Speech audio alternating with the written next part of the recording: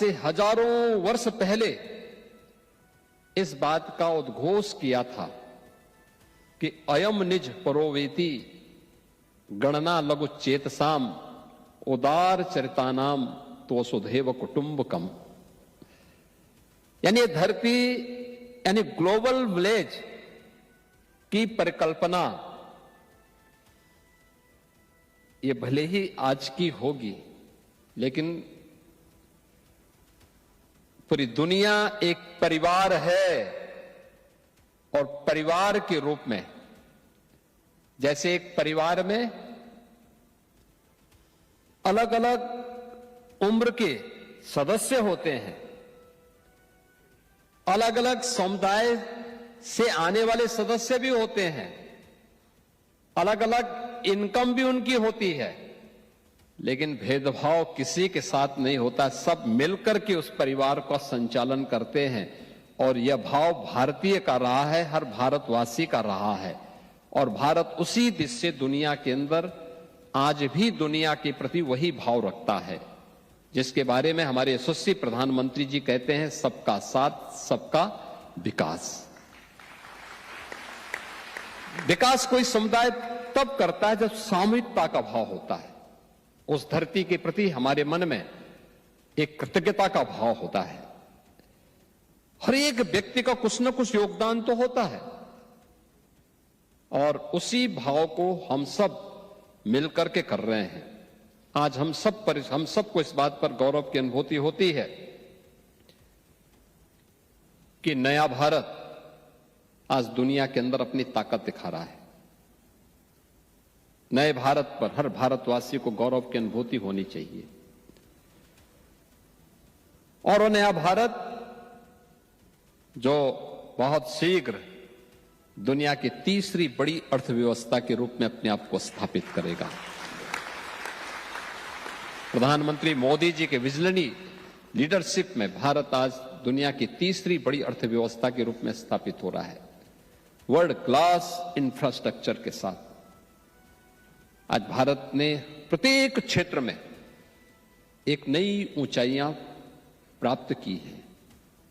कोई सोच सकता है आज से पहले 11 वर्ष पहले कोई भारत के बारे में सोचता था कि क्या भारत डिजिटल इंडिया की बात करेगा?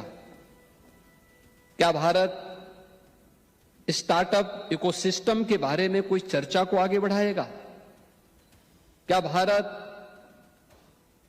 स्टैंड अप कल्चर को आगे बढ़ा पाएगा? लेकिन आज ये भारत के अंदर न केवल है, बल्कि भारत ने उसको करके दिखाया भी है। अभी आपने भारत की राजधानी दिल्ली में आयोजित ग्लोबल एआई इंपैक्ट समिट के आयोजन को देखा होगा। 20 से अधिक देशों के राष्ट्राध्यक्ष समिट में भागीदार बने थे। 100 से अधिक देशों के प्रतिनिधि इस समिट में भागीदार बने थे और दुनिया के जो विकसित देश हैं उनके राष्ट्राध्यक्षों ने, तमाम उन राष्ट्राध्यक्षों ने प्रधानमंत्री मोदी जी के नेतृत्व में नए भारत के द्वारा न केवल 140 करोड़ के भारत के लिए, बल्कि वैश्विक व्यवस्था के हित के लिए जो कदम उठाए जा रहे हैं, उन सब की उन्होंने मुक्त कंठ से प्रशंसा की है। सबने भारत के प्रधानमंत्री मोदी जी के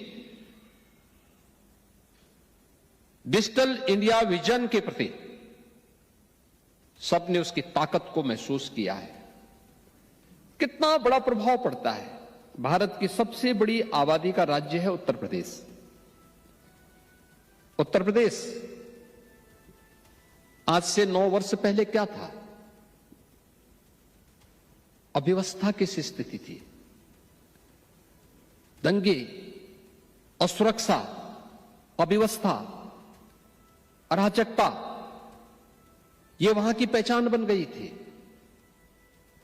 और पिछले 9 वर्ष के अंदर प्रधानमंत्री मोदी जी के विजनरी लीडरशिप में आज आपने देखा होगा उत्तर प्रदेश जो भारत की आत्मा का प्रदेश है, आज वह उत्तर प्रदेश उस विजन को जमीनी धरातल पर उतार रहा है। विरासत और विकास का एक अद्भुत संगम वहां देखने को आपको मिलता होगा।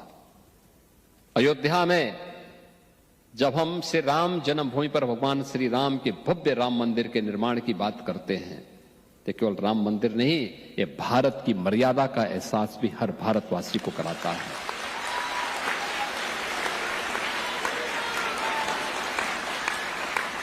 जब हम काशी में काशी विश्वनाथ धाम की बात करते हैं, तो काशी विश्वनाथ धाम ये केवल अपनी विरासत को पुनर्स्थापना करने का ही कार्य नहीं, बल्कि काशी विश्वनाथ धाम भारत की शाश्वत चेतना का जीवंत उदाहरण प्रस्तुत करता है।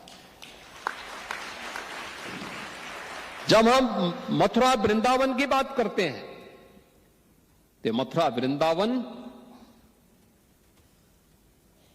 कृष्ण की लीला का ही माध्यम नहीं, भारत की भक्ति का प्रतीक भी बनता है। दुनिया के अंदर भक्ति कैसे होती है, उसका भाव देखना है तो मथुरा वृंदावन की भूमि उसका प्रतीक बनती हुई दिखाई देती है। और समरसता कैसे होती है, जो लोग भारत पर आरोप लगाते हैं कि भारत में भेदभाव होता है, लोग आपस में बटे हुए हैं, उन्हें भारत में प्रयागराज की धरती में समरसता के दर्शन करने चाहिए। जब महाकुंभ में 66 करोड़ श्रद्धालु एक साथ एक संगम में आस्था की डुबकी लगाते हैं, न कोई छोटा है, न कोई बड़ा, न बुजुर्ग है, न जवान, सभी लोग मिलकर के हर हर गंगे का आह्वान करते हुए सर्दी की प्रवाह के बगैर जब टेम्परेचर माइनस में जाता है, तो वह गंगा यमुना के बर्फीले उस गंगा जल में आस्था की डुबकी लगा करके अपनी आस्था के माध्यम से एक भारत श्रेष्ठ भारत की परिकल्पना को साकार करता हुआ दिखाई देता है। और यही तो भारत है।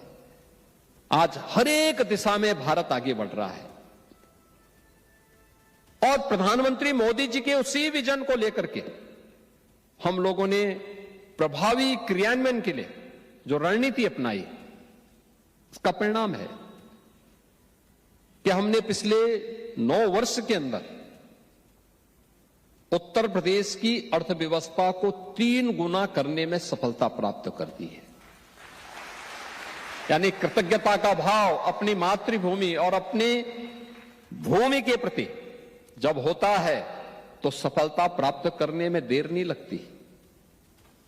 हमने 3 गुना बढ़ाने में सफलता प्राप्त की है। आप देखते होंगे आज के दिन पर हम लोगों ने उत्तर प्रदेश के अंदर जो पर कैपिटा इनकम है, इसको लगभग 3 गुना पहुंचाने में सफलता प्राप्त की है। उत्तर प्रदेश के बारे में जो आज से 9 वर्ष पहले लोग बीमारू राज्य के रूप में कहते थे, बिहार, मध्य प्रदेश, राजस्थान और उत्तर प्रदेश को मिलाकर के, उत्तर भारत के इन 4 राज्यों को मिलाकर के, जो वर्तमान में 6 राज्य के रूप में है, जिसमें उत्तराखंड भी और झारखंड भी और छत्तीसगढ़ भी, ये 7 राज्य इसके साथ जुड़े हुए हैं। इनको एक बीमारू राज्य की श्रेणी में ला करके एक बड़ी आबादी को मानसिक रूप से बीमार बनाने की कुत्सित चेष्टा का हिस्सा बना दिया गया था। 80 के दशक में शब्द निकला था, याद करिए 80 के दशक में, और लगातार इस भाव से ग्रसित थे। याद करिए ना,